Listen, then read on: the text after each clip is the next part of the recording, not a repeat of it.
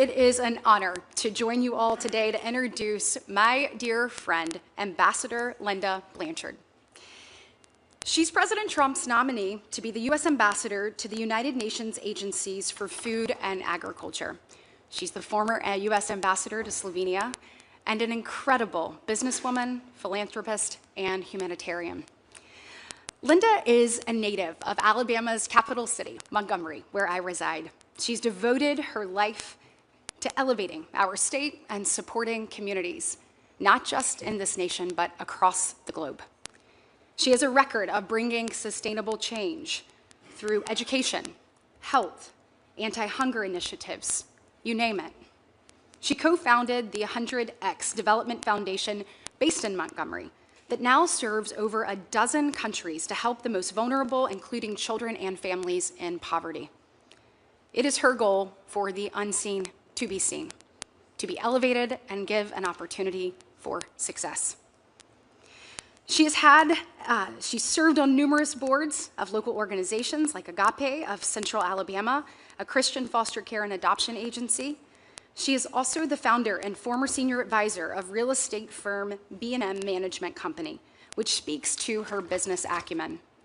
And she currently serves as vice president of business affairs of Ascent Residential, where she oversees 25 properties across 9 states. This nomination also marks a return to diplomatic service for Linda. In June of 2018, President Trump nominated her as U.S. Ambassador to Slovenia, where she diligently served our nation for over a year and a half. In fact, she helped secure a joint declaration of 5G technology and a memorandum of understanding concerning strategic nuclear cooperation between both countries. When I was president of the Business Council of Alabama, I had the opportunity to travel to Slovenia and see her firsthand. She is a force of nature. We know the challenges we have in front of us across the globe, and there is no one more prepared to meet those than her. Linda has a proven record of international experience and leadership, and she is ready to translate that longtime service in food, agriculture, and hunger issues to excel in this position.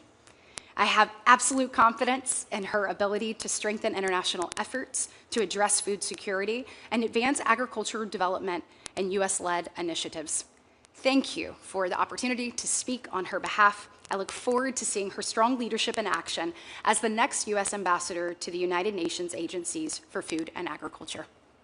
Great. Thank you very much, Senator Britt.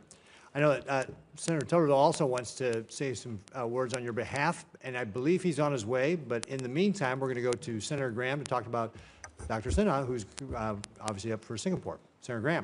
Thank you, Mr. Chairman, and Senator Coons, and to the committee, thanks for having me, and appreciate the birthday wishes.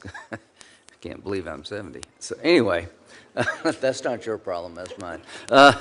So Dr. Sinha I've known for years. He's been a friend of President Trump for over a decade, and he is quite a life. He was born in India. He's lost his father in a tragic car accident at the age of 13, and he assumed financial responsibility for his 6 siblings and widowed mother. He went on to graduate medical school in India at age 22. He then moved to India's capital city of Delhi in 1972 to begin graduate studies and medical career, and eventually immigrated to the United States in 1977, settling in New York. Once in the United States, he started a orthopedic practice for over 40 years, specializing in orthopedic and sports medicine. He sold that practice. He started another practice and had 8 locations throughout New York. Very industrious, talented surgeon and businessman. He has deep ties to the Indo-Pacific region. He's positioned to relate to key stakeholders in the region. Singapore has a very vibrant medical community, a lot of medical tourism, biotech, medical innovation. All of this is right up his alley. I think he'll be a great spokesperson for our country in Singapore. He knows the region and he knows the issues, and I am very honored to introduce him. His wife of 48 years, Dr. Sinha, is a retired anesthesiologist. She was on the NYU faculty, and they have a daughter, son, and 3 grandchildren, and they have truly lived the American dream, and this is a way for him to give back to his country, and I heartily recommend his nomination to be ambassador to Singapore. Thank you. Great. Thank you very much, Senator Graham. Ambassador Blanchard, I understand that Senator Tuttle did get pulled away to something else. And Ms. Guilfoyle, Senator Haggerty is going to say some remarks about you when he has his time for questions. So don't feel left out. Senator Haggerty will be here. Now, what we'll do, before we turn to our panelists for their introductory statements, we'll follow that with a round of 5-minute questions. I will take the opportunity to thank all of our nominees first, however, for your willingness to serve our great country on the world stage and congratulate all of you on this opportunity.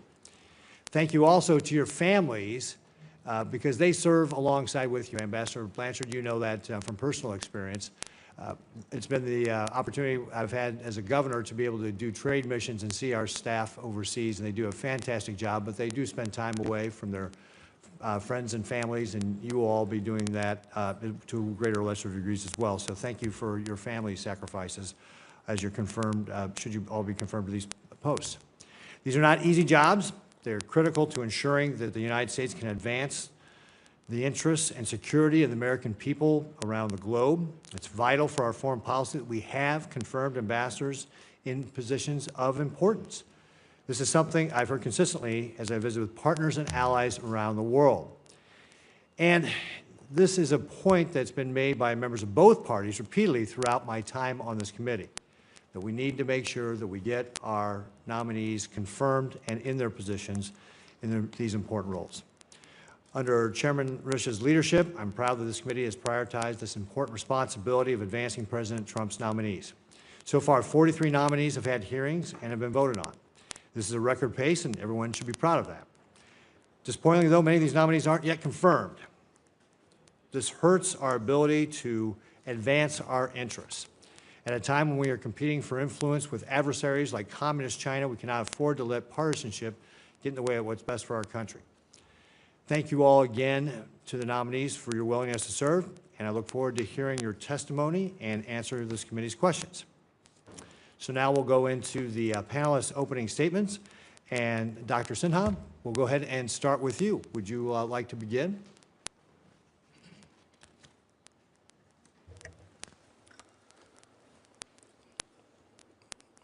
Thank you, Senator Graham, although he left, but I just wanted to thank him.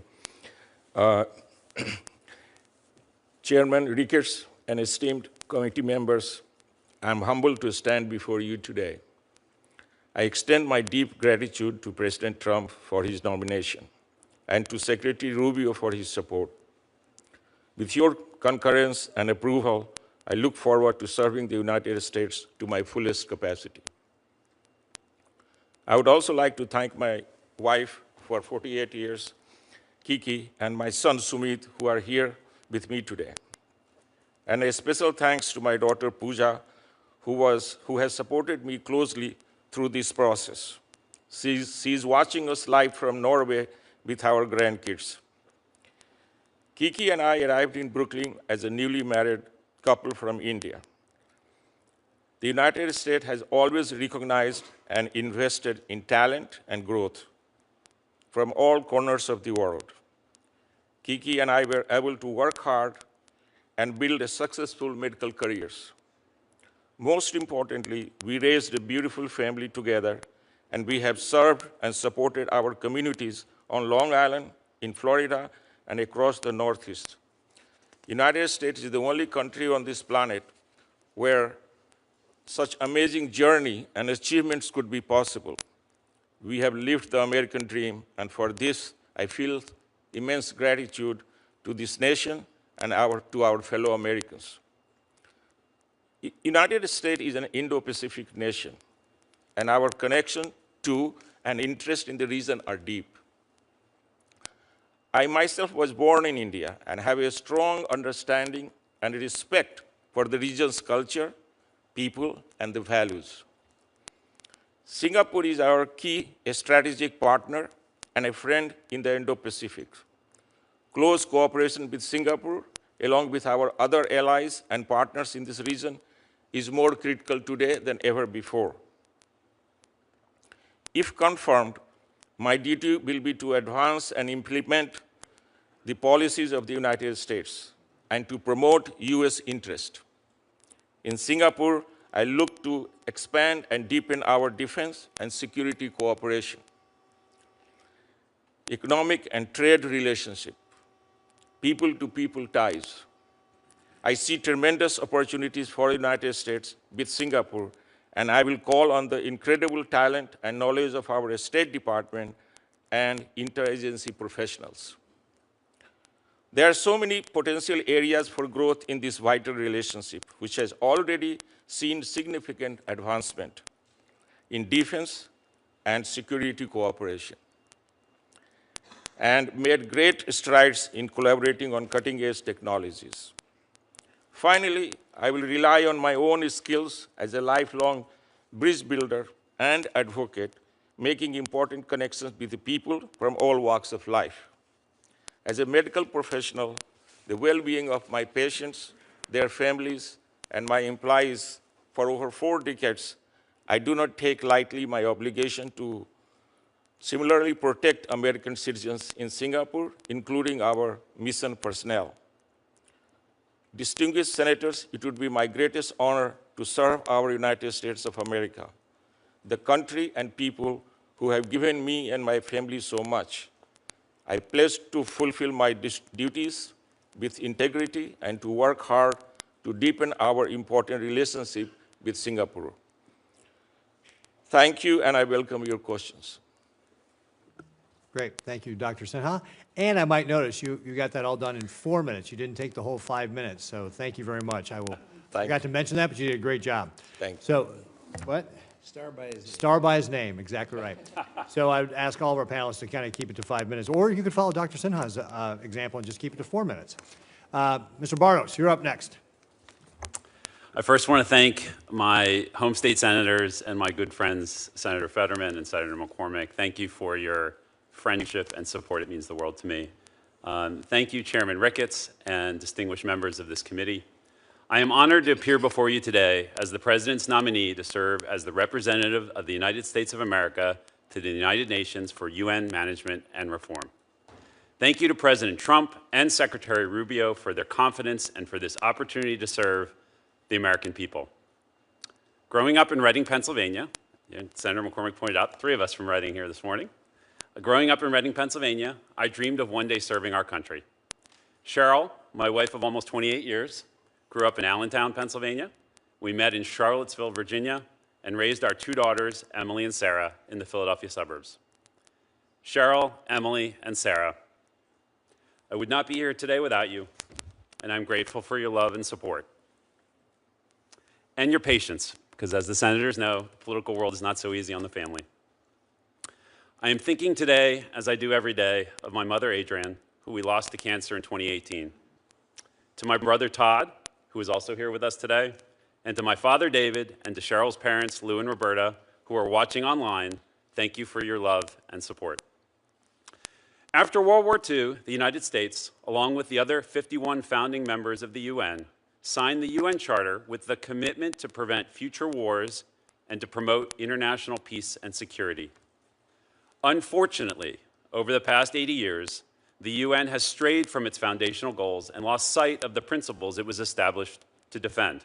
From UN bodies with overlapping mandates to the deep rot of its anti-Israel bias, the UN needs to get back to basics and recommit to the values enshrined in its charter. If confirmed, I will work to implement President Trump's America First foreign policy at the UN and to return the UN to its original mandate of promoting international peace and security with the goal, as set forth in its charter, to save succeeding generations from the scourge of war. American taxpayers deserve transparency and accountability for the funding we provide to the UN and a commitment that their money is not funding waste, fraud, or abuse. American taxpayer dollars going to the UN should advance our national interest and contribute to making our country safer, stronger, and more prosperous. If confirmed, I will work to ensure stringent accountability, transparency, and reform at the UN, including eliminating redundancy, unnecessary activities, and creeping mandates. I will focus on streamlining the UN budget, reducing staff footprint, and pushing for more equitable burden sharing among member states. As the largest financial contributor to UN peacekeeping, the United States must demand the most efficient use of U.S. taxpayer dollars in peacekeeping operations. If confirmed, I will push for long-term structural financial efficiency in peacekeeping missions and increased burden sharing from nations that share our priorities for UN reform. I will work with my colleagues to review the programmatic effectiveness of individual peacekeeping missions and ensure these mission mandates are realistic and achievable with clear exit strategies for each mission. We must also ensure that the UN upholds its zero-tolerance policy for sexual exploitation and abuse and uses all tools available to push for accountability. Our standard should be very simple. One case of abuse is one too many. U.S. representation in UN leadership and staffing is not commensurate with our financial contributions. If confirmed, I will work to ensure that more Americans are working at the UN. American citizens bring our values to their work in the UN system and are one of our best defenses against nations that seek to exploit and manipulate the UN for their own interests, especially China. If confirmed, I will demand the highest standards of integrity, transparency, and efficiency in UN hiring and invest in American citizen talent pipelines. I am eager to support the Trump administration's strategy to place more American citizens in appointed and elected positions at the UN, something, Mr. Chairman, I know you and your colleagues would like to see as well. As the UN turns 80 this year, the United States is not alone in recognizing the need for reform. If confirmed, I look forward to working closely with other member states in the Fifth Committee and the General Assembly to pursue these much-needed reforms. It would be the honor of a lifetime to represent our nation at the UN in New York and to pursue the reforms needed to advance the United States' interests and to promote international peace and security. Thank you again to you and your staff for all of the time and hard work that go into this process. I'm grateful for your advice and guidance, and I look forward to your questions. Great. Thank you, Mr. Pardos. Our esteemed chairman, who is letting me stand in for him today at the hearing, has requested a moment of personal privilege. So, please. Chairman Drish. Thank you very much. First of all, let me say thank you for standing in and other members of the committee who have. As has been noted, we're almost 50 people now we've had hearings on, and it's really difficult for the chair to take these on all alone. So if we can have the assistance of the other members of the committee to hold subcommittee hearings, that works really, really well. I'm not telling anything that this panel doesn't know, and that is that these appointments are complicated. They take a long time, and the preparation on this side is just as lengthy as it is on your side. And I'd like to recognize publicly and thank Sergio Gore from the White House, who handles personnel matters. He's with us for the first time today, and with him is his assistant Morgan DeWitt. From our staff, Kelsey Kelleher. Kelsey? She's in back. But anyway, all of us work together to make these things happen. We met even before we started these hearings. It's worked really, really well, the system that we've put in place. We even had Kelsey embedded a bit at the White House as we move this, and the State Department as we move this forward. But it's been really good, as you noted, that we are on really on record pace for getting people through this committee. The floor is struggling a little bit, but still at a record pace, and that's a result of the work of all these people that they've put to, that have helped do this all together. So anyway, I want to thank everybody and thank all those who were involved in this.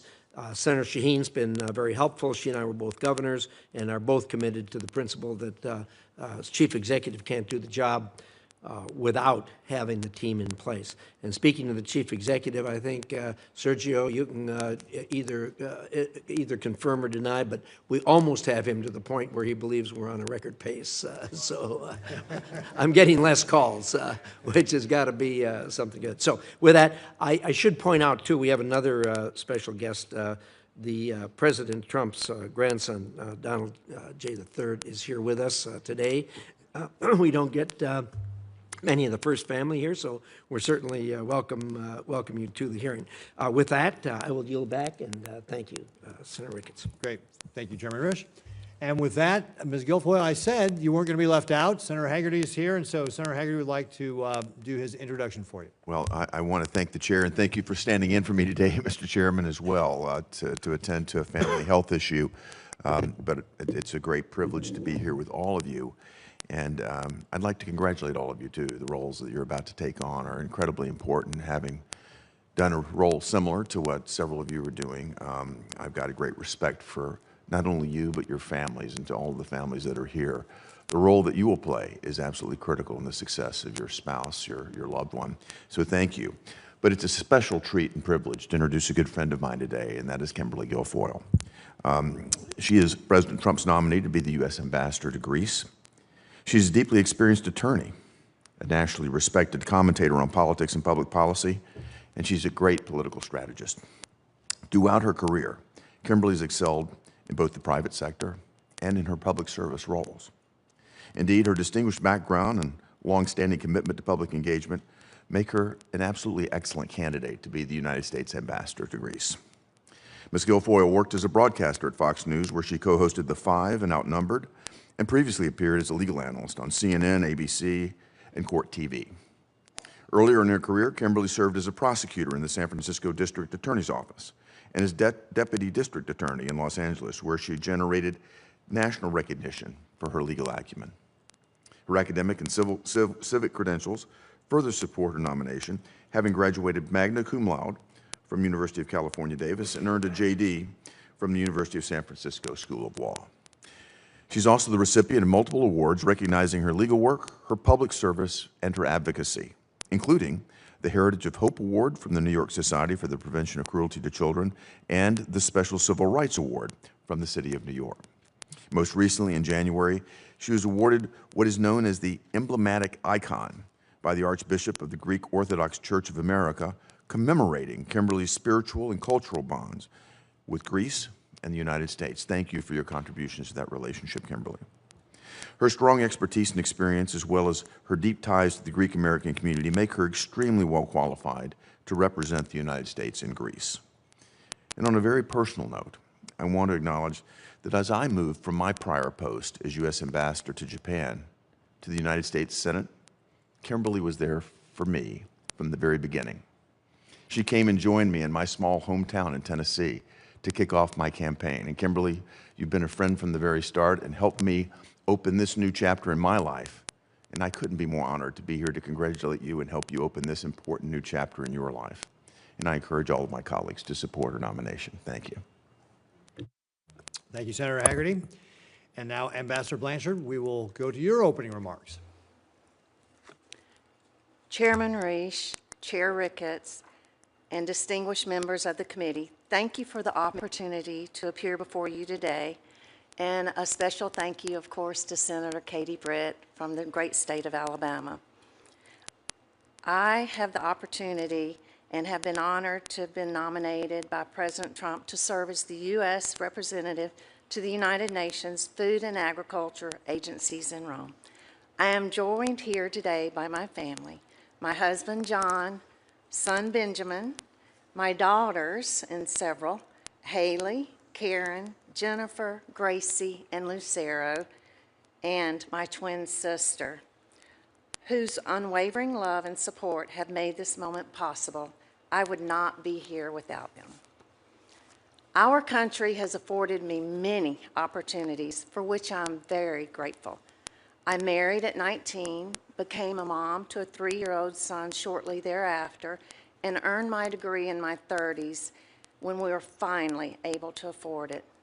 I'm a proud adoptive parent of children from all over the world, my mini UN, as we are affectionately called, as you can see behind me. I have served in a variety of professional roles, at times just to make ends meet. This includes serving as an orthopedic assistant, business executive, and humanitarian. I have partnered with international business leaders and foreign dignitaries on projects to improve education, decrease poverty, and instill dignity and hope. Our nonprofit organization has provided care to thousands of children across the globe. I bring to this role a combination of humanitarian passion, business acumen, and large-scale management experience. I was honored to serve as U.S. Ambassador to the Republic of Slovenia during President Trump's first term, where I was able to advance critical administration priorities from 5G technology deployment and U.S. energy strategy to negotiating a multi-billion-dollar memorandum of understanding for a new nuclear partnership between the United States and Slovenia. I was privileged to also have been serving as ambassador to Slovenia when the public perception of the U.S. actually turned notably more positive.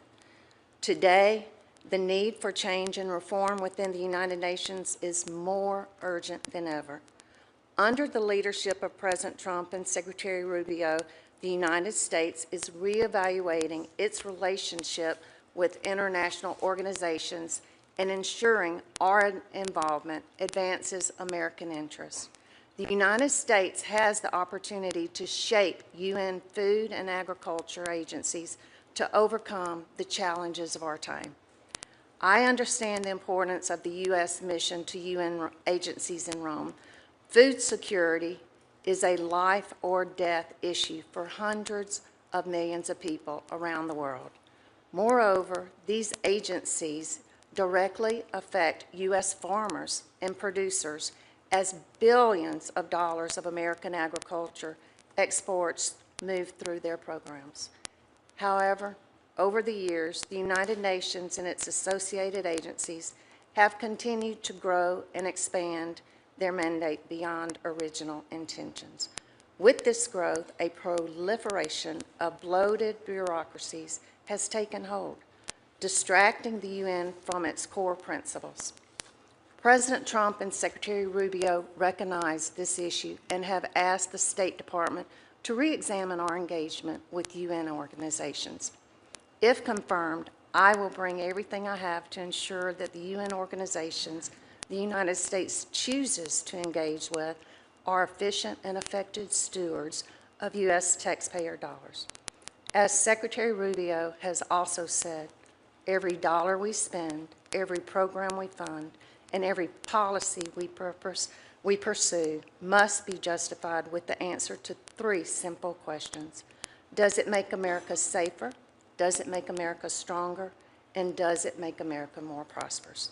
Mr. Chairman, members of the committee, I'm grateful for this nomination, and if confirmed, I will work closely with you and your staff to advance an America First foreign policy and ensure that the United States remains a principled, effective leader on the world stage, especially in the fight against global hunger.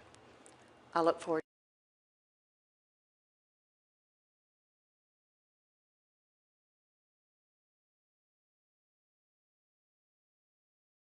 dear friend of many years, Senator Haggerty, for your kind introduction, for your stewardship and service to this country in multiple roles that you have done. And you're someone I greatly look up to, admire, and hope to follow in the footsteps of your great service to this country.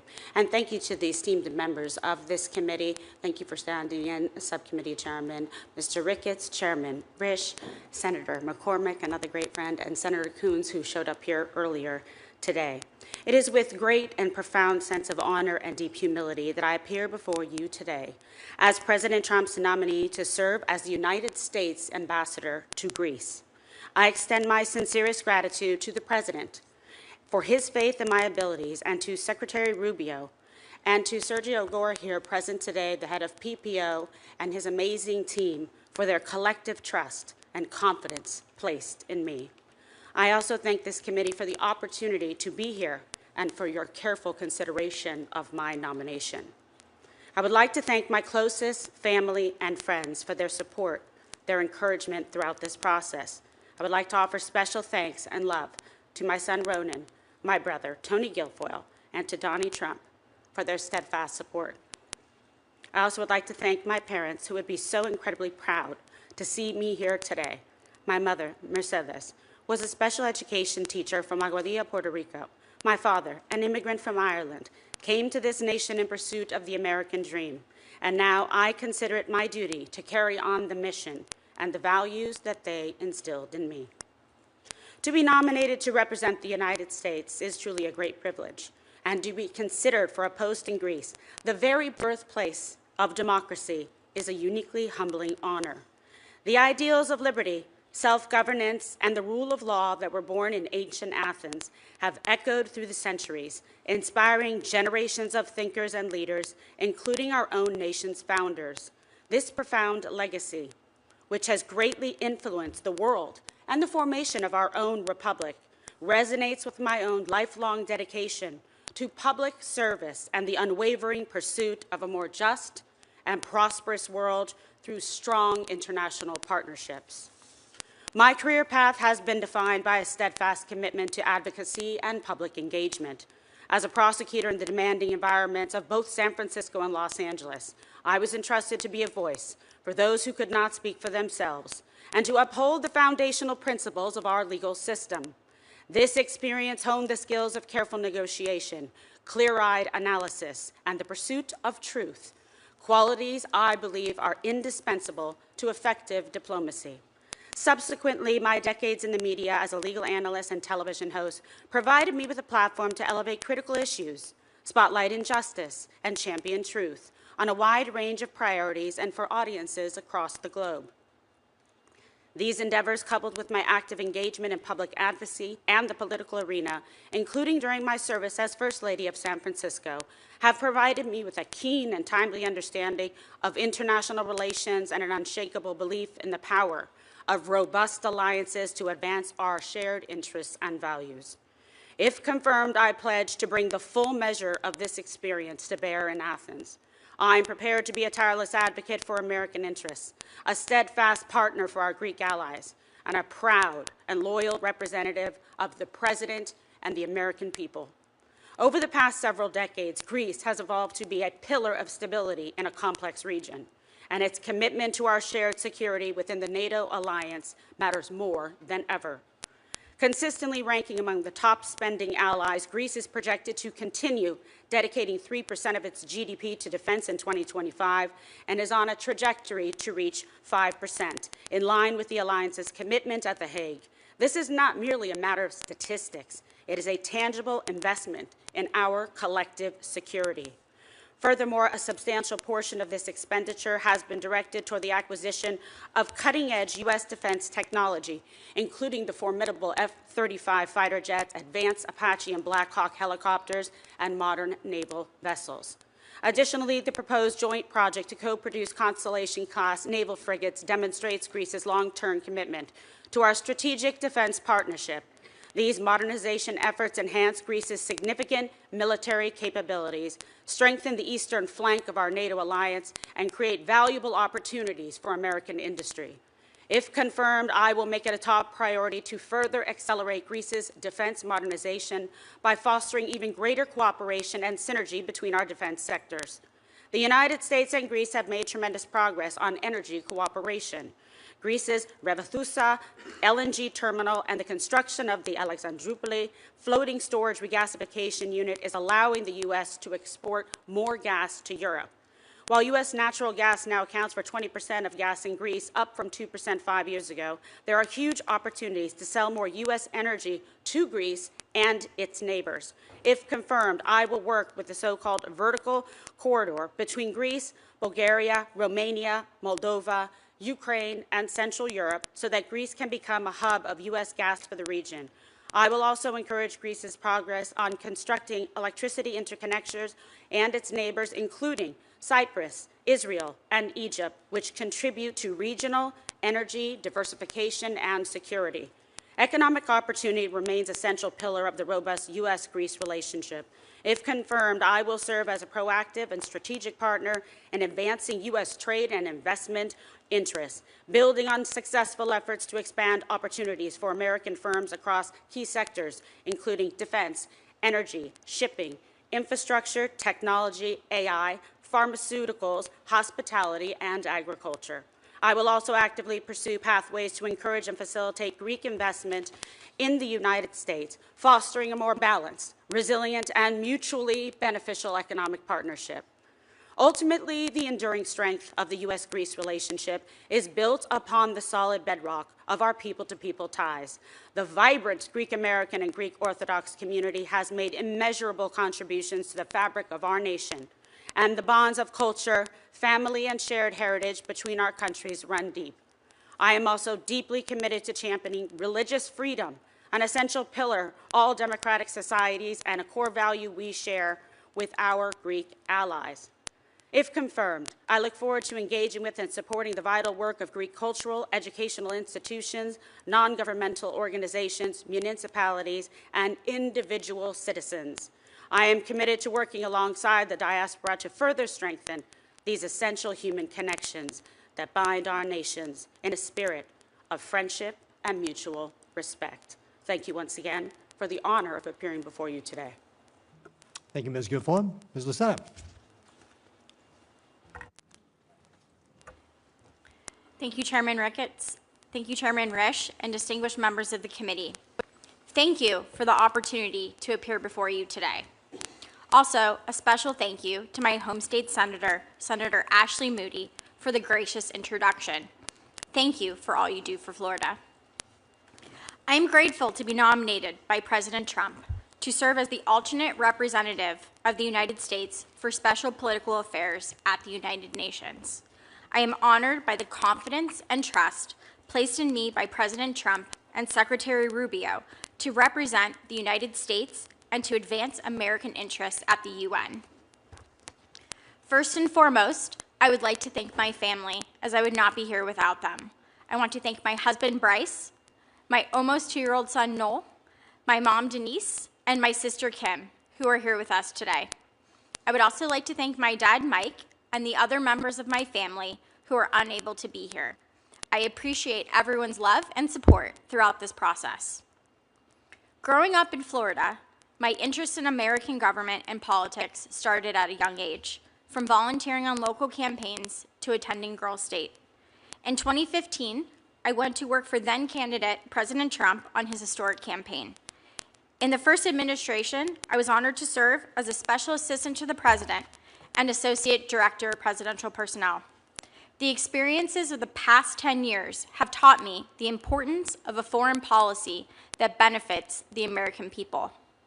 If confirmed, I look forward to implementing President Trump's America First foreign policy agenda at the United Nations.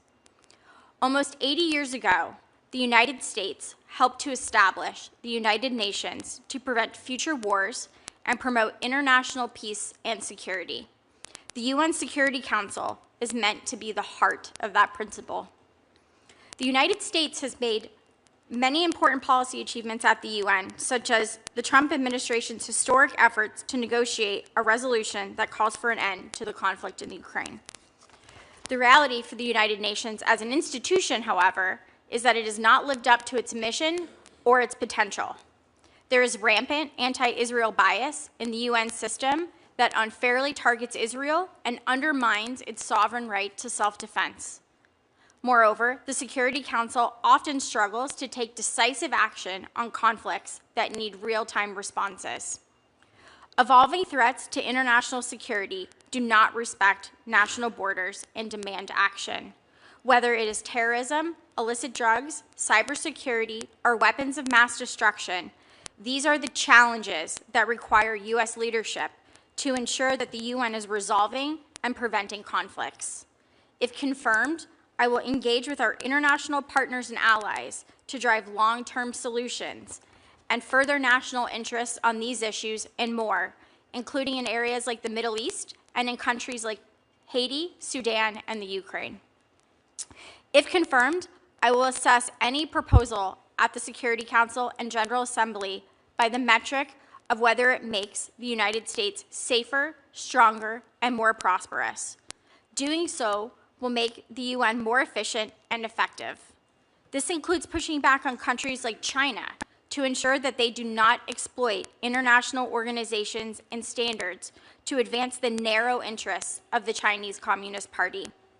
I will also examine UN peacekeeping and special political mandates to ensure that those mandates are best focused on maintaining international peace and security, have transparent budgets, and are operating in the most efficient way possible. If confirmed, the core of my responsibility will be to push the UN to return to its original mandate to maintain international peace and security. I will advocate for our national interest, engage with international partners and allies to drive outcomes, and ensure accountability for the U.S. taxpayer dollar. Through President Trump's agenda, we can once again have peace and prosperity. I would be honored to join the administration and work side by side with the dedicated staff at the U.S. mission to the United Nations in New York. We must demand more of the UN because we know it has the potential and the capacity to do better. Again, thank you for your time and the opportunity to come before you today. Thank you, Ms. Lucena, and thank you all for your opening remarks. We will now move into a round of 5-minute questions, as long as we have people here to ask those questions. I will begin. Dr. Sinha, Singapore is one of our more vital partners in the Indo-Pacific. On the security front, it supports rotational U.S. military deployments, enables our patrols throughout the region, hosts thousands of American sailors, airmen, and their families, and is a significant buyer and user of U.S. defense technologies. It's also a hub for maritime trade and financial services, a gateway for over 6,000 American businesses operating in Asia, and a leader in emerging technologies. Oftentimes, an American company's first step into the Indo-Pacific is in Singapore. I recently had the pleasure of meeting with Singapore's Prime Minister Wong, Foreign Minister Balakrishnan, and Defense Minister Chan at the Shangri-La Dialogue. And I can confirm Singapore's desire to not only maintain our strong partnership, but to build upon it. Dr. Sinha, as ambassador, what areas will you prioritize to strengthen the U.S.-Singapore partnership and deepen our cooperation? Thank you for your question, Senator. As you know, I am a physician, a surgeon, so I have been a long-time bridge builder, and I believe strongly in a person-to-person connection. If confirmed, my first basis would be to go there and create a very good, strong relationship with the Singapore government. And obviously, I will do my best to increase I will deepen the defense, security, and economic ties with Singapore.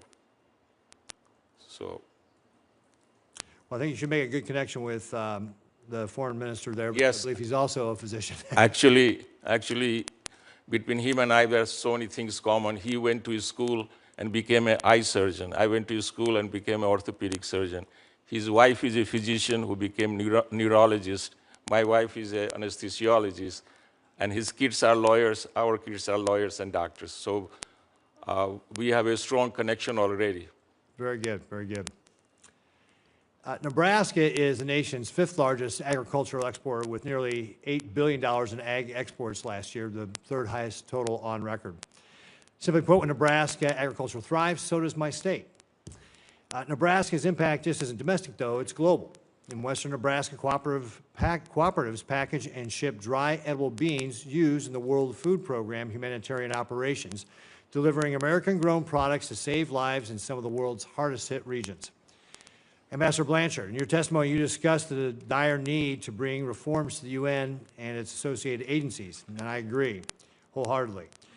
You also acknowledged that billions of dollars of American agricultural exports move through these UN programs, which directly affects farmers and producers in my state.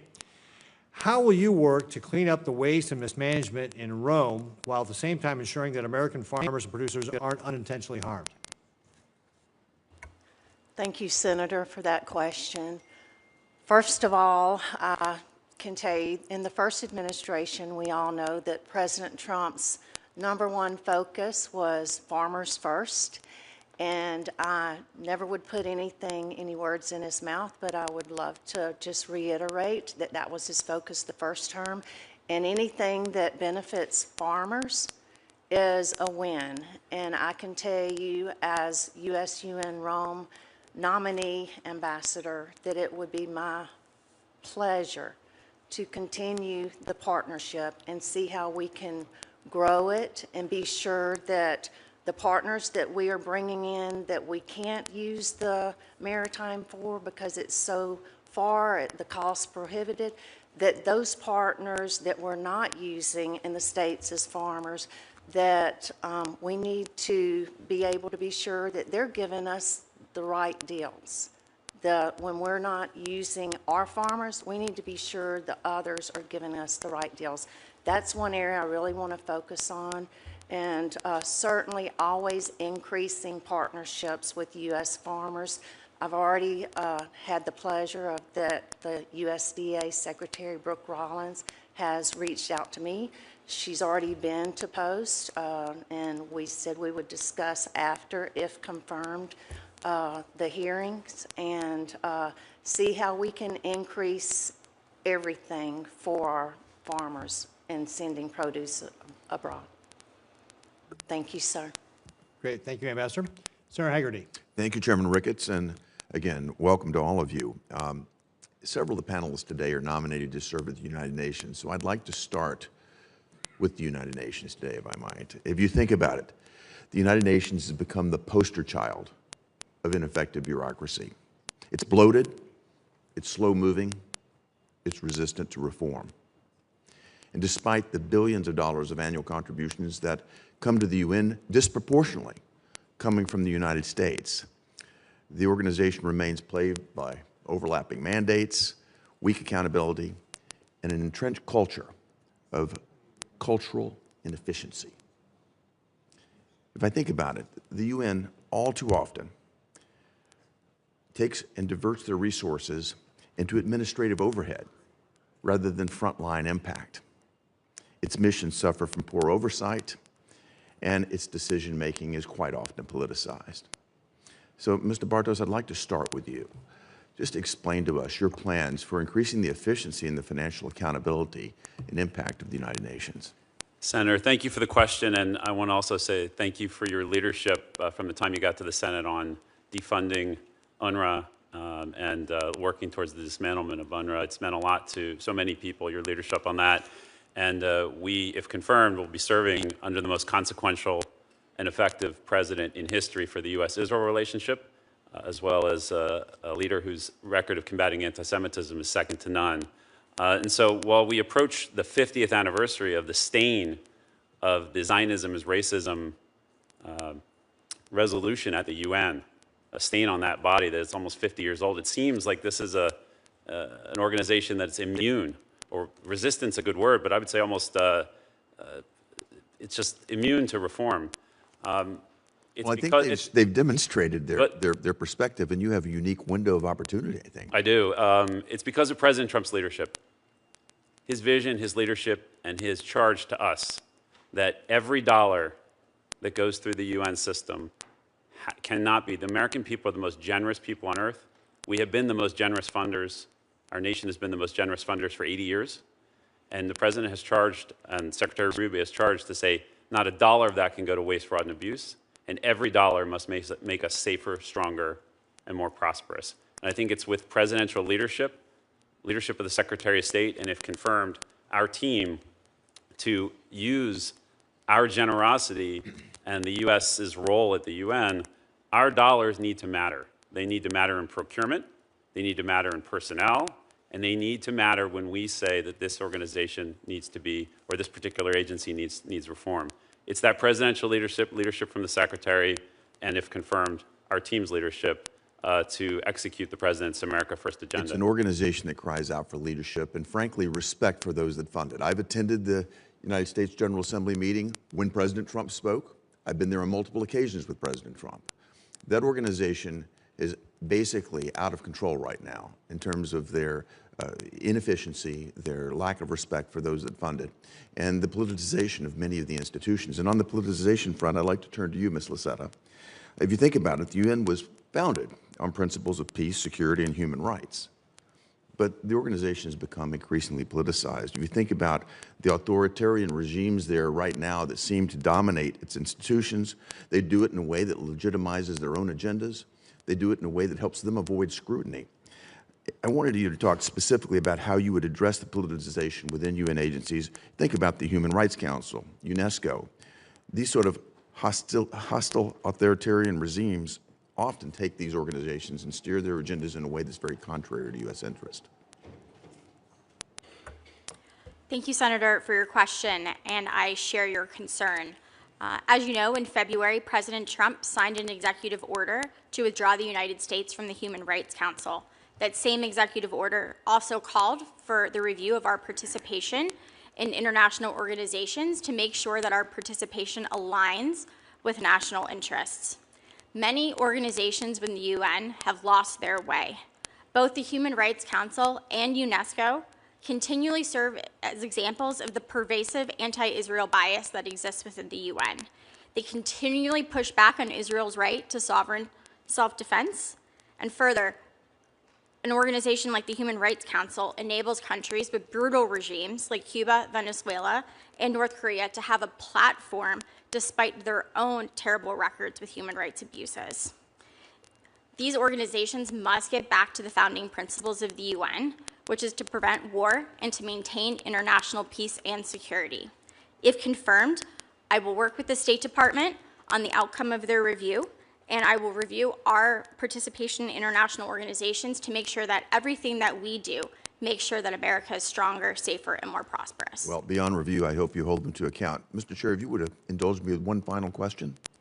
I'd like to come back to you, Ambassador Blanchard. I'm very interested in your leadership and look forward to your leadership at the UN's Food and Agricultural Organization and the related agencies in Rome. I visited that mission in the past, and I'm very concerned about the influence that exists there right now. The Director General today, Director Chu Dong-yu, and his deputies have basically steered FAO priorities in a direction that supports Beijing and its desires, and certainly in means that don't support the United States and our allies.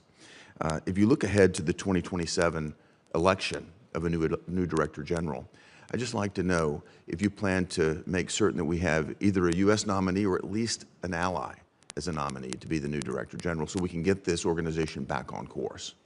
Thank you, Senator, for the question. Certainly, I've been looking forward. I've already had the pleasure to speak with my deputy, who has already arrived at post, and I told him let's not get ahead of the Senate, but he has informed me of some things, and we really would like to focus on building partnerships with our allies right away, if confirmed when I get to post, because it's the partnerships that'll be able to elect all the new entities, and of course, all the infiltration, not to mention in the other areas that the CCP has tried to take over abroad in our food sourcing. So it'll be my pleasure to partner with our allies and figure out how we can come together and pick a candidate that can win and that can lead this organization with like-minded American initiatives. Well, I look forward to a new nominee and many more purchases of Nebraska agricultural products. And with that, I'd also just like to commend all of our nominees to the UN. You've got a challenging job ahead of you, but we absolutely need you to take care of that. And to our two country ambassadors nominees, I look forward to your confirmation and working with you in your future roles. Thank you. Thank you, Mr. Chairman. Great. Senator Harrigan. Senator Coons. Mr. Chairman, I'll defer to my friend and colleague from the state of Illinois, given the pressing business of the NDA. Great. Senator Duckworth. Thank you. Dr. Sinha, you say you know how important the United States-Singapore relationship is, and I think you know that it's important to me as all of our relationship with the ASEAN nations. This is not a role you can just pick up on a whim or because you think it will be glamorous or because Singapore is a great place to live. Our diplomats are dedicated. They're hard workers who represent the United States every day on the front lines, anticipating crises and providing invaluable expertise to help prevent conflicts from exploding into catastrophes.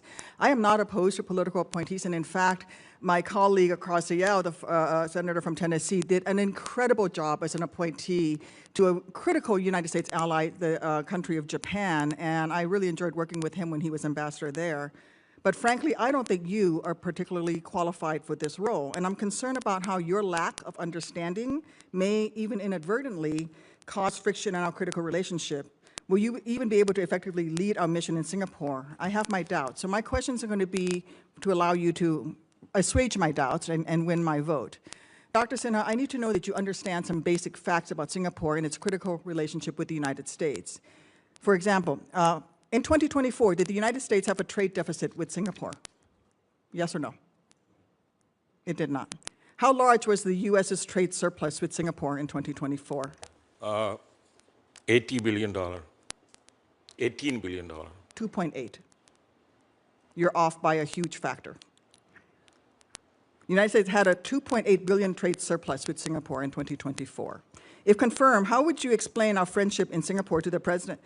How would you explain to our friends in Singapore the president's threats to slap tariffs as high as 25% on their country, given that the United States has nearly 3 billion trade surplus with Singapore? Thank you for your question, Senator. We are not walking away for any dialogue between the two countries and two leaders.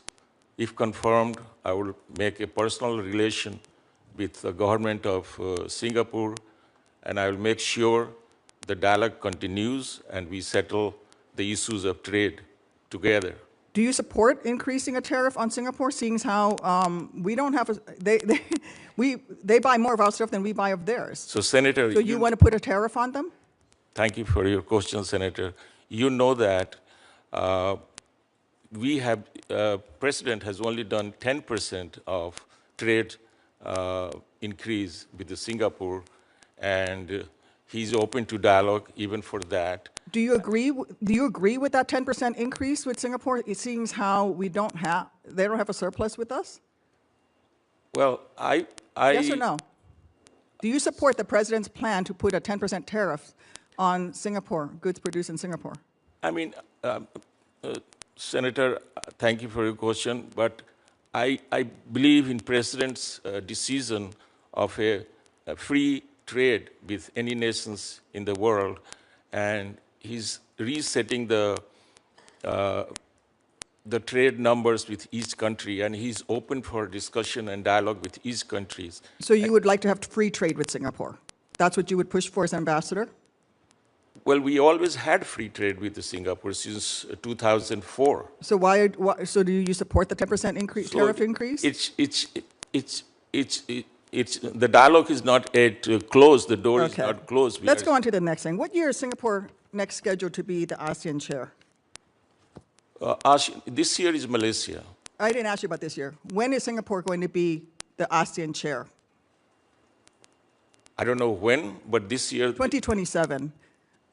Please describe what holding the ASEAN chair will entail for Singapore and how you would support Singapore in your role as U.S. ambassador, if confirmed. What are some of the critical things that Singapore will have to do as a chair of ASEAN?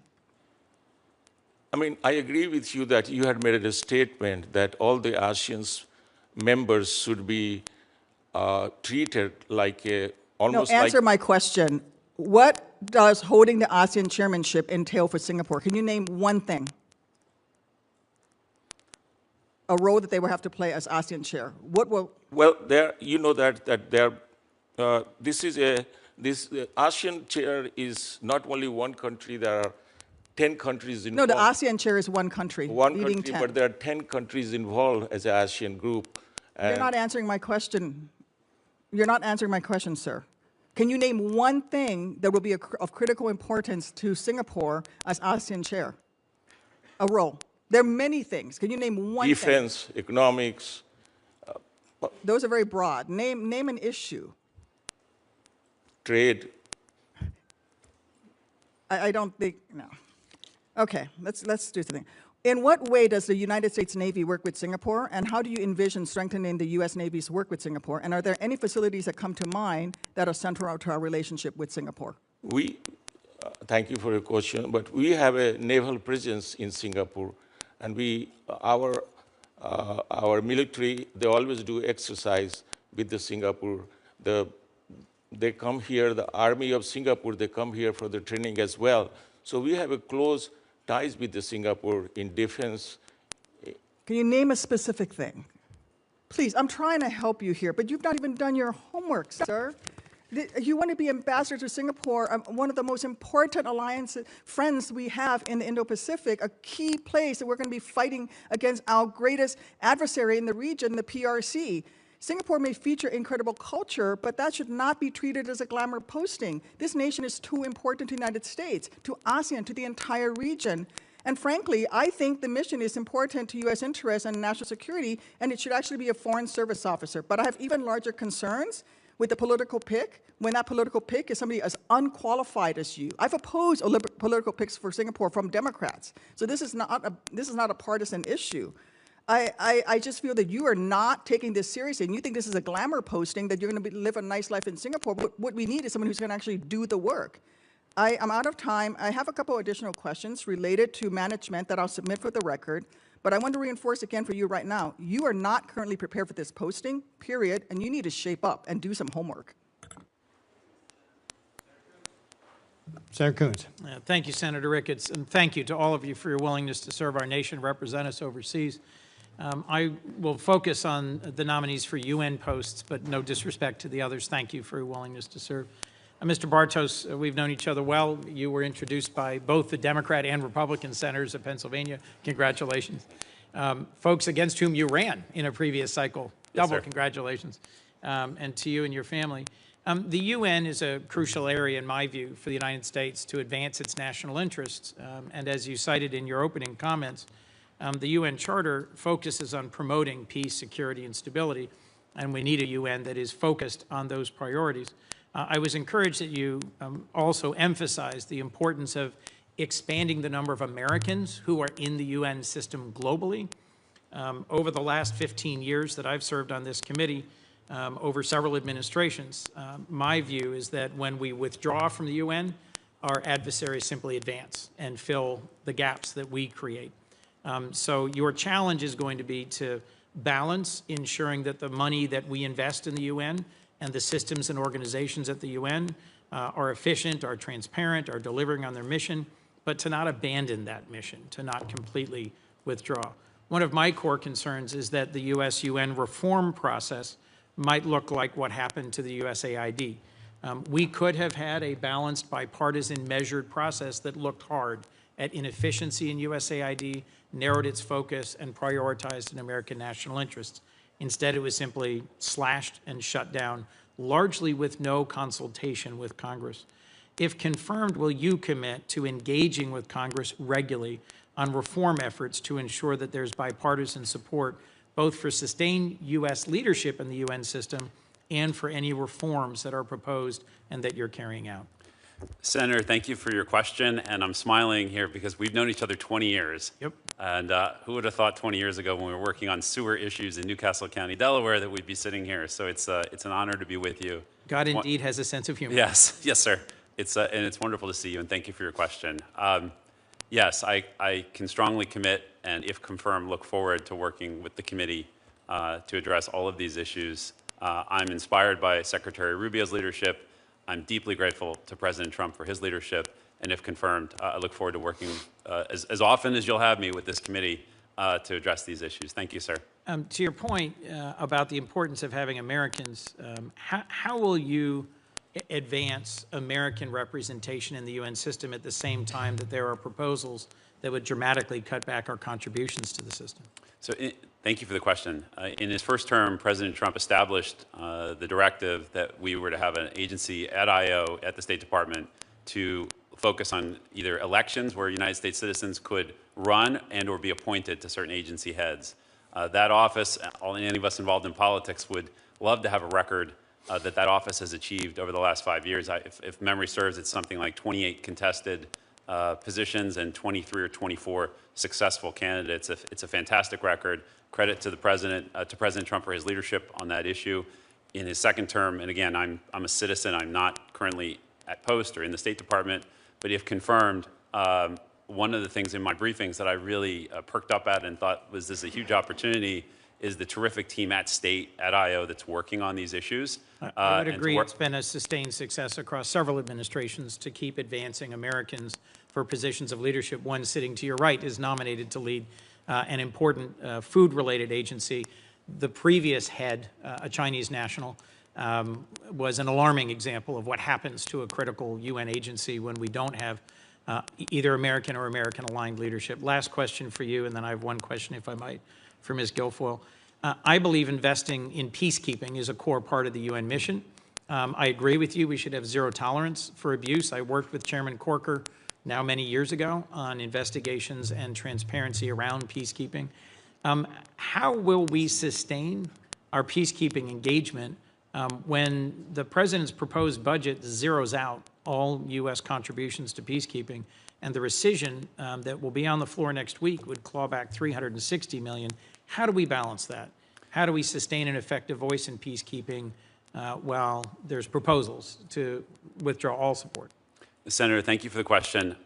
As a citizen, I've not currently read into any of the issues relating to the reorganization or how that's approaching. I can say generally, though, if confirmed, I look forward to immediately getting stuck into those issues, to learn about those issues, and to working with this committee. I think on the broader point about peacekeeping operations and the successful ones versus the unsuccessful ones, having clear objectives and a clear exit strategy is an outstanding roadmap for any of these endeavors. Broadly, we're in agreement on that point. I look forward to continuing our conversation. Thank you, Senator. Ms. Guilfoyle, if I might, just because the U.S.-Greece relationship is important to me, to my state, to our nation. Under the first Trump administration, there was a so-called 3+1 cooperation launched between the United States, Greece, Cyprus, and Israel. Give me your sense of what difference that's made, what's its current status, and whether you would commit to sustaining this level of cooperation in this structure. Yes, thank you for the question, Senator. I believe this is a very important area of concern as it relates to national security in Greece and Cyprus, Israel all being very strategic and powerful allies, steadfast and reliable throughout the years, and this has just increased under President Trump's last administration. We're looking forward to making sure that those partnerships remain intact and, in fact, foster and develop. I believe firmly, if confirmed, as ambassador to Greece, that I will work tirelessly to make sure that Greece's national security interests and our strategic allies in that partnership remain very strong and robust, working in concert and conjunction with the United States of America, because national security in those areas and those countries directly equates with national security for the United States of America. And I would ensure that we increase the commitment that has been consistent by the people of Greece to do the defense spending, buying U.S. military equipment, which they have been doing, and see to it that we are going to project to include up to 5% from them. Anything for me about why the 3+1 mechanism is particularly important? Well, geopolitically, as you know, that is a very complex region with a lot of security issues, migration issues. We saw recently what's happened. And, you know, Greece, where it occupies its place in the world, is that southeastern edge of Europe, which is pivotal in terms of its relationship, its proximity to the Middle East. So we saw then with the cooperation with our allies, making sure that American citizens that were stranded and at great risk and danger in Israel were protected and were transported with ease and efficiency despite the complex issues involving visas.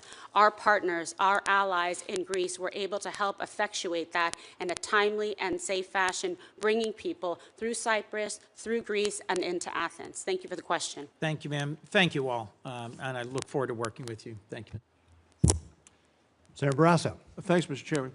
To follow up, Ms. Guilfoyle, on what you were just talking about with the NATO and the importance of the relationship and how closely we are aligned. There's a military naval support activity, Suda Bay, vital U.S. military installation. I know there's going to be updates. I think $44 million has been committed to invest in new joint mobility processing center in that area. Can you just overall give us some things, what opportunities you see for increased cooperation with Greece as these upgrades are completed? Because you, I think, appropriately called attention to the fact that all of these countries have now committed to going up to 5%. They have, which I think is incredibly important. I was committed to at the Alliance and at The Hague, and that is something that I know that these countries have intentionality to fulfill and to continue that commitment that they made to us.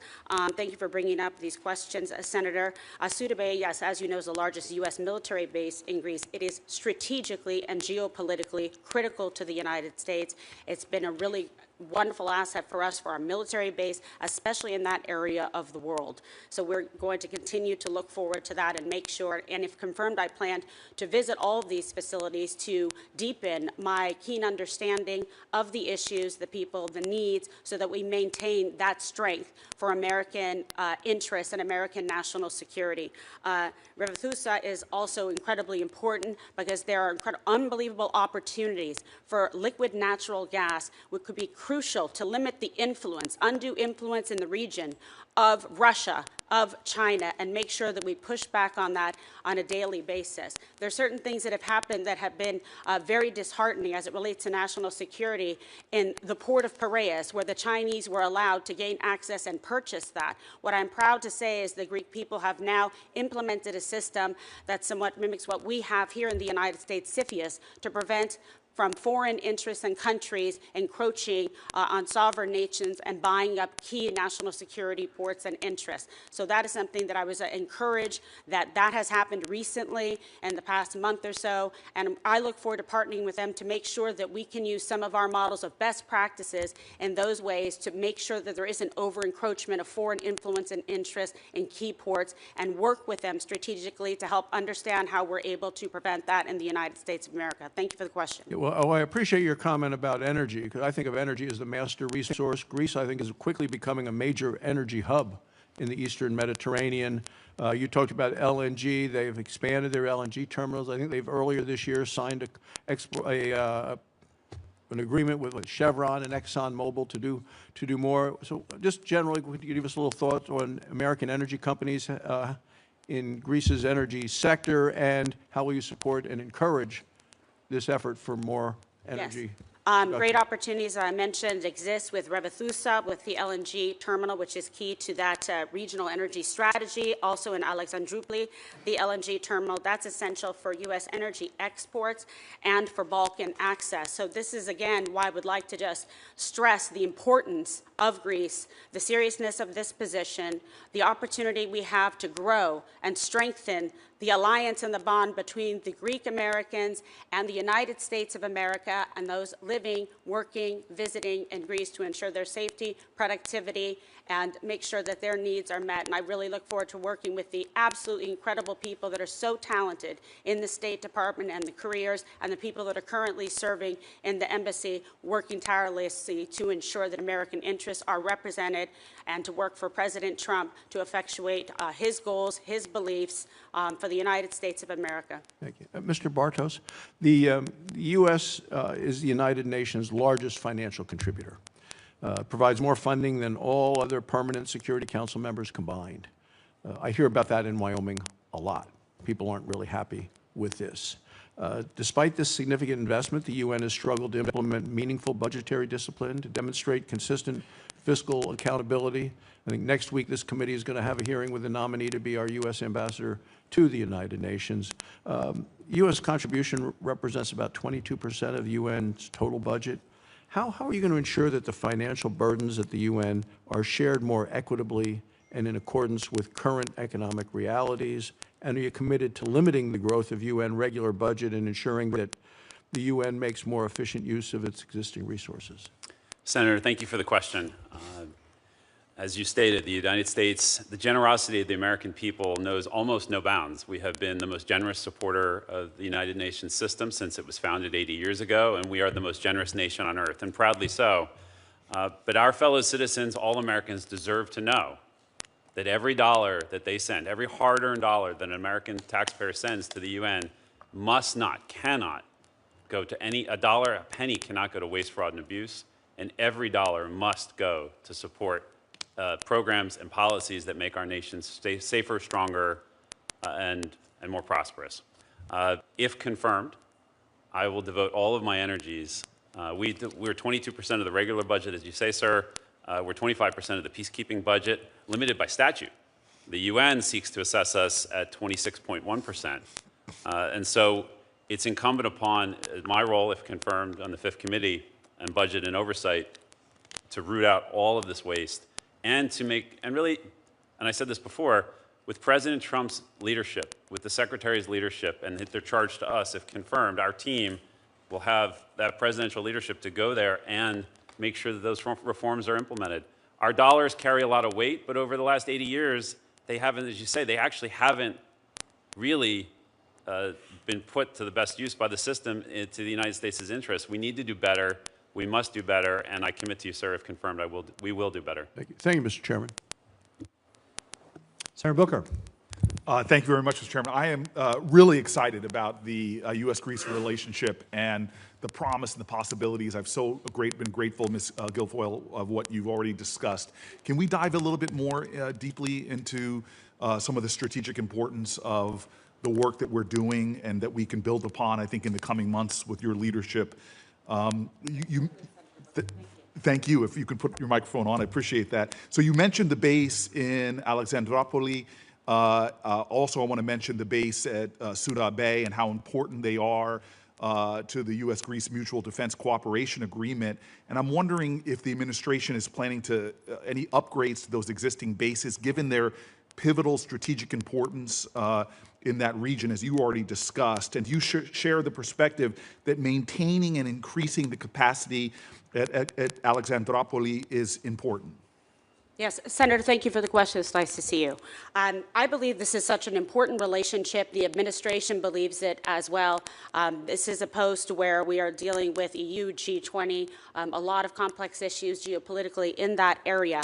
And I think it is incredibly important. Again, I am speaking now in the role of a private citizen. I would work in conjunction with the State Department, Senator Rubio, the deputy secretaries, and also following in the mission of American interests moving forward to make sure that we are ready in that area, that that relationship and partnership is maintained, that if there are necessary improvements or expenditures that need to be made, that I would advocate in that fashion very strenuously on behalf of the United States of America and the American people. I am grateful for that. That's the kind of strength I want.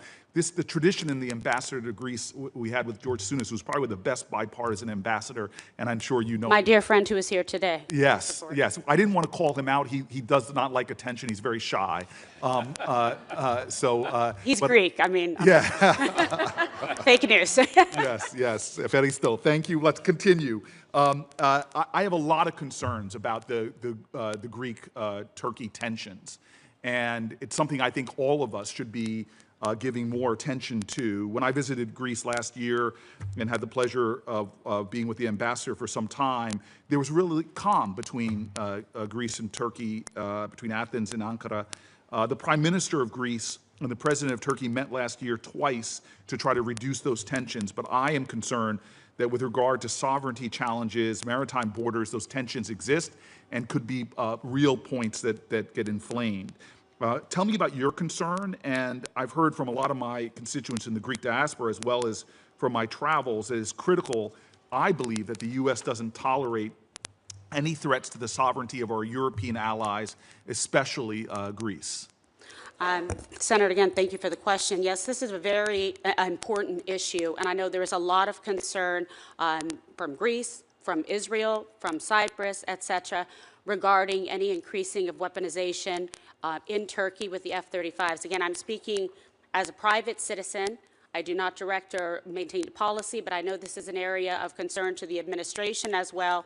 I know that President Trump is the best negotiator and diplomat to be able to engage with different countries to find meaningful ways to work together. I would like to make sure that we are protecting and honoring our strategic, consistent, stable and reliable allies with Greece. They have answered the call every time. They have exceeded our expectations. They have readily committed to the 3%, consistent in that regard, and Greece remains strong and proud as the 5th largest spender for military equipment I'm going to interrupt you in there the world. I'm running out of time, but I want to say I thank you. I associate myself with a lot of that bravado when it comes to Greece, so thank you very much. I just want to say I've got some bipartisan work on really the importance of the India, Middle East, Europe economic corridor. It's really vital. I hope to be able to talk to you about that. I know you know the importance of that and how the 3+1 framework between Israel, Yes. Greece, and Cyprus work into that. But I want to shift in my remaining seconds really to talk to Ms. Blanchard. I'm really concerned about food security, and things are getting exponentially worse on our planet. It's estimated right now, unfortunately, the Trump administration's foreign assistance cuts have already resulted in over 63,000 children dying unnecessarily from hunger. This is heartbreaking. It's a violation of the decency and values of our country. the Rome-based UN Food and Agriculture Organization, the WFP, the FAO, the IFAD. These are critical tools to strengthen the resilience of vulnerable communities who are at risk of hunger.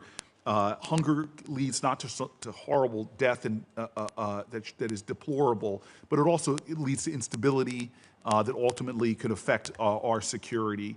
So if confirmed, how will you seek to advance the programs that address long-term food security challenges? How do you propose to do that if the U.S. is actually reducing its funding and commitment? And as you know, other nations watch us. When we reduce, they reduce. When we challenge them to do more, as I've done in a bipartisan way here in past years, they do more. And so what impact ultimately do you think the reduction in U.S. funding will have on food insecure countries and communities worldwide? Senator, thank you for the question. As we all know, food security is bipartisan. We all are in agreement of that. But I do believe we're all in agreement as well of our accountability for our checkbooks. I mean, I account for things that go in and out of my checkbook at home. And I think it's wonderful to reevaluate, and I look forward to the reevaluation process. I personally, and I would never want to put words in the president's mouth, but the fact that he has nominated someone for this position is encouraging to me. I've worked for the last 20 years in helping orphans and the most vulnerable abroad in 12 different countries. I'm a believer in it. I realize it's national security, but I do also realize that there's been instances where malaligned players have gotten a hold of food and used it against us or our allies. So I certainly look forward to meeting with you and this whole committee So in the I'm out future. of time. I want to be respectful. I just want to say this. When I was on the Chad-Sudan border, and I've never had a situation, I've visited refugee camps all around this world, where pleading Americans were begging me to up food assistance and were being very clear with me as I looked at malnourished babies of what would happen if we didn't increase food assistance. Well, we have done worse. We've limited funding, and I've now heard directly about the children that have died there. There is a moral urgency that I know reflects deeply within your faith tradition and my faith tradition. I beg of you publicly, when it comes to crises like we're seeing in Sudan, to please be a call of conscience to this administration, should you be confirmed, to please demand in private that we step up to American tradition and the moral urgency that has been supported in a bipartisan way. We are watching children die at rates that should stun the conscience of Americans, and I'm hoping that you can help us to address that crisis. So thank you very much. Thank you, Senator. Senator Risch. Thank you. Ms. Guilfoyle, I want to drill down a little bit more into the issues between Greece and Turkey. Certainly. You know, they're both NATO allies, and I have to tell you, I've started to use that word pretty advisedly when it comes to Turkey. I fought with them. I led the charge to get Sweden and Finland into NATO, and it was incredibly frustrating. Turkey was using its power because everything has to be done unanimously in NATO to keep them out, and it was a huge fight. And the other thing, as far as Turkey's concerned, I'm the one that put the hold on the F-35s. The F-35s they bought and paid for are still sitting in the United States because I've got a hold on them, and I'm going to continue to have that hold for a lot of different reasons.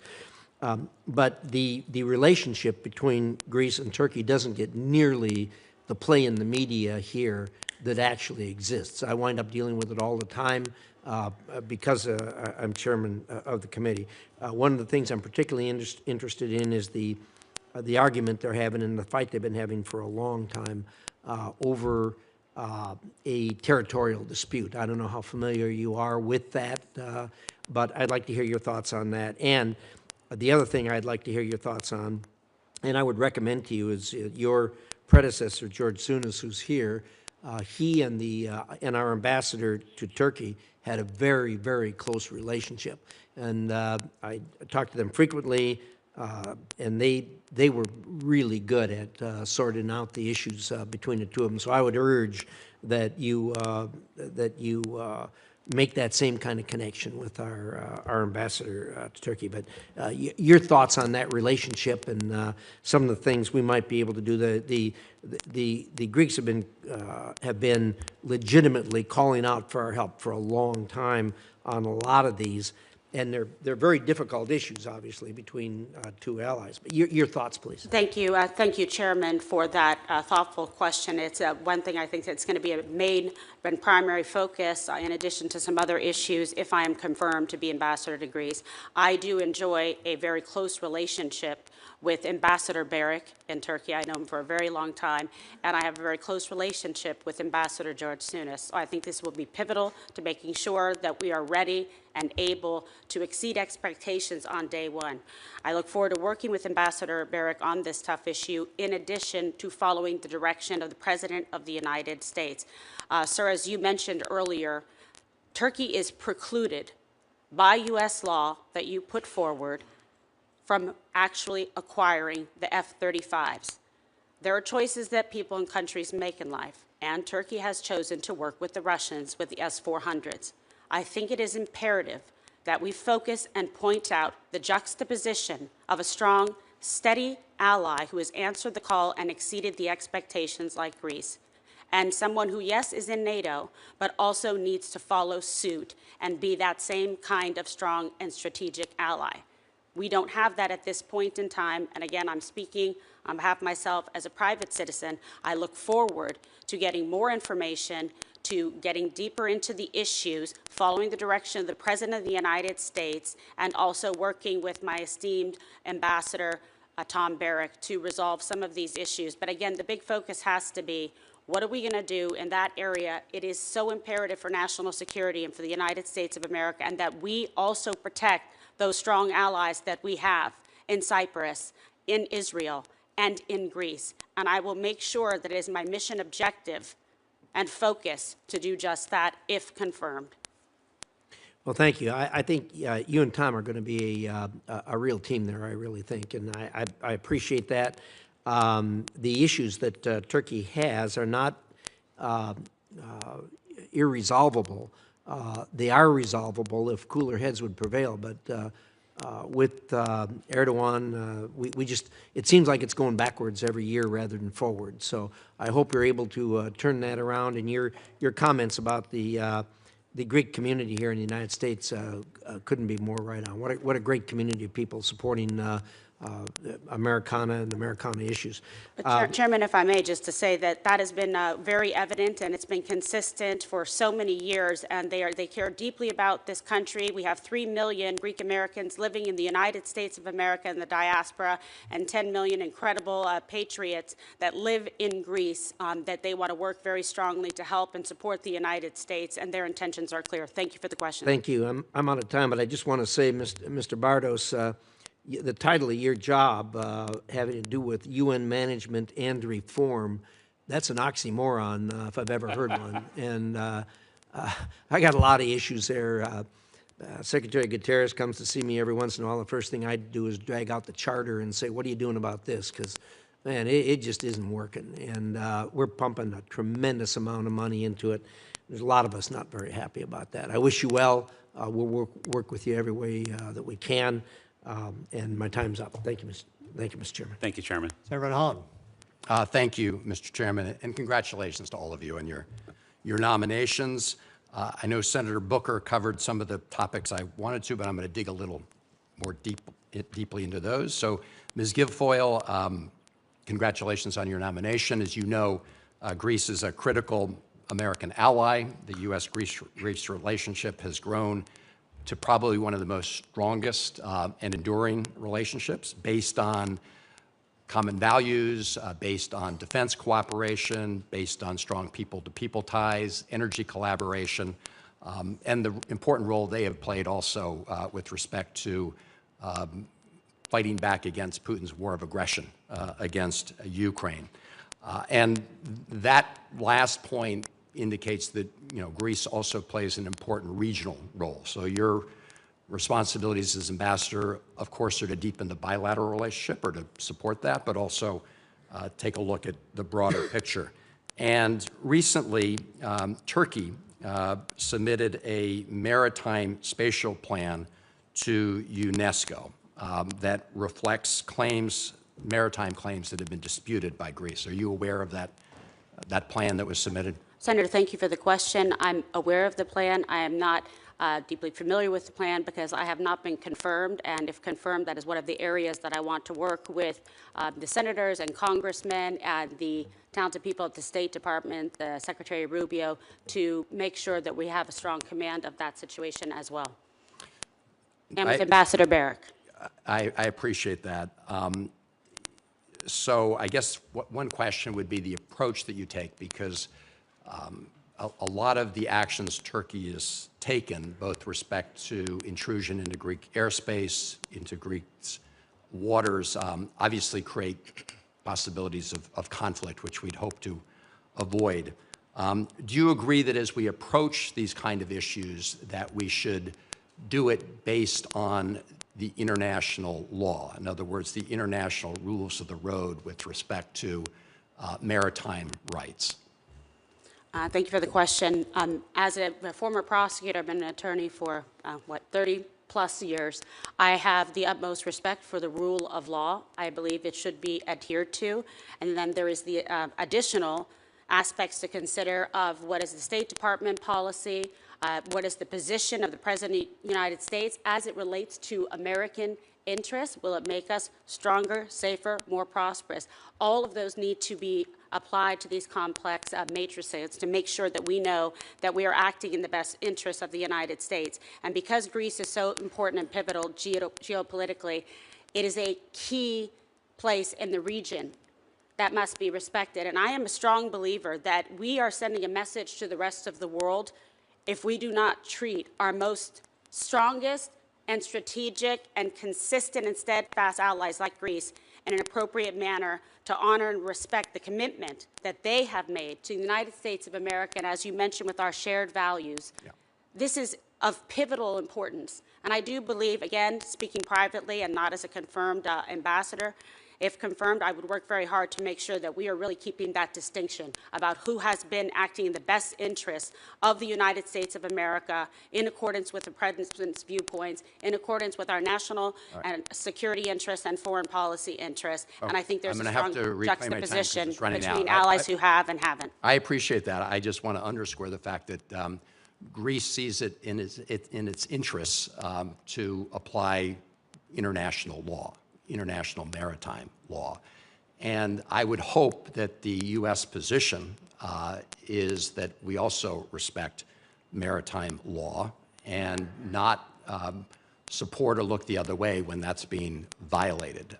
But your answer, of course, opened the door to looking the other way and, depending on other factors. So let me I need to turn to Ambassador Blanchard, and I know Senator Booker covered some of this.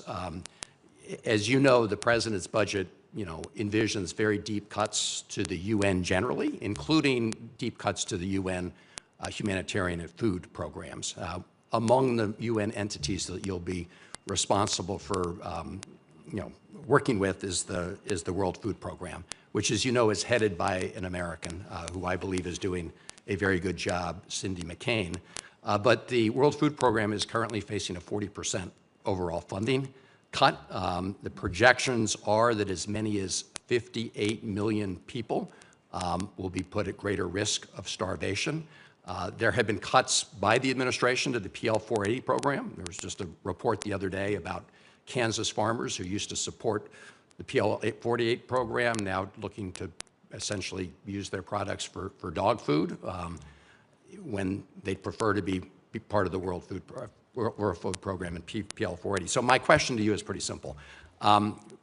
Within this administration, will you be an advocate for increasing U.S. support for the World Food Program?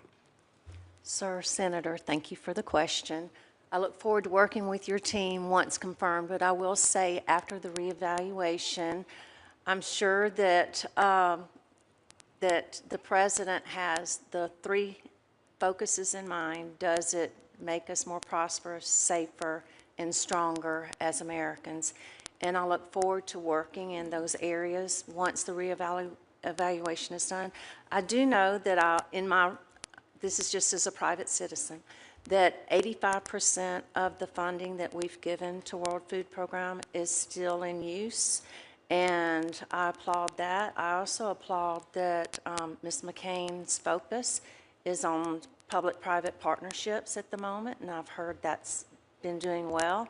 I see that as a wonderful addition to World Food Program and look forward to partnering with her as leader of the program, and certainly after the reevaluation would really want to immediately get engaged with this committee on where we need to focus as a team, because it is critical.